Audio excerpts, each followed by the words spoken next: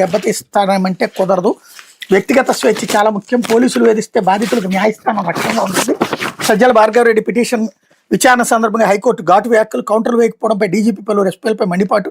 Walk స్వాతంత్రం ఉంది కదా అని ఎదుటివారి ఆత్మగౌరవం దెబ్బతీసేలా మాట్లాడతాం, సోషల్ మీడియాలో పోస్టులు పెడతామంటే కుదరదని హైకోర్టు హెచ్చరించింది. మరోవైపు పౌరుల్ని వేధింపులకు గురి చేస్తూ ఉంటే చూస్తూ ఊరుకోబోమని పోలీసులకు తేల్చి చెప్పింది. బాధితులకు న్యాయస్థానం రక్షణగా ఉంటుందని వ్యాఖ్యానించింది. పౌరుడు వ్యక్తిగత స్వేచ్ఛ చాలా ముఖ్యమని గుర్తు చేసింది.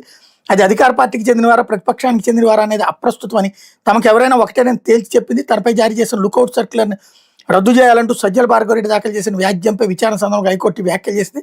గత విచారణలో తాము ఇచ్చిన ఆదేశాలకు అనుగుణంగా కౌంటర్లు దాఖలు చేయని కేంద్ర హోంశాఖ, బ్యూరో ఆఫ్ ఇమ్మిగ్రేషన్, రాష్ట్ర డీజీపీ, పల్నాడు, కృష్ణా, వైఎస్ఆర్ కడప, తూర్పుగోదావరి, శ్రీ సత్యసాయి, గుంటూరు, అన్నమయ్య, ఏలూరు, బాపట్ల జిల్లాల ఎస్పీలపై మండిపడింది. ఒకరిద్దరు ఎస్పీలు కౌంటర్లు వేసినా అవి సంతృప్తికరంగా లేవంది. కోర్టు ఆదేశాలంటే అధికారులకు హైకోర్టులో పనిచేసే లీగల్ టీంలోని కొందరికి లెక్కలేంతనంగా మారిందని ఘాటుగా వ్యాఖ్యానించింది. లీగల్ టీంలో 75% మంది ఆశించిన స్థాయిలో పనిచేయడం లేదని ఆక్షేపించింది. ఇదివరకు అధికారులు కోర్టు ఉత్తర్వుల పట్ల నిర్లక్ష్యంగా ఉన్నారు. ప్రస్తుతం లెక్కలేనితనం వచ్చింది. ధిక్కార మనస్తత్వాన్ని ఉపేక్షించబో.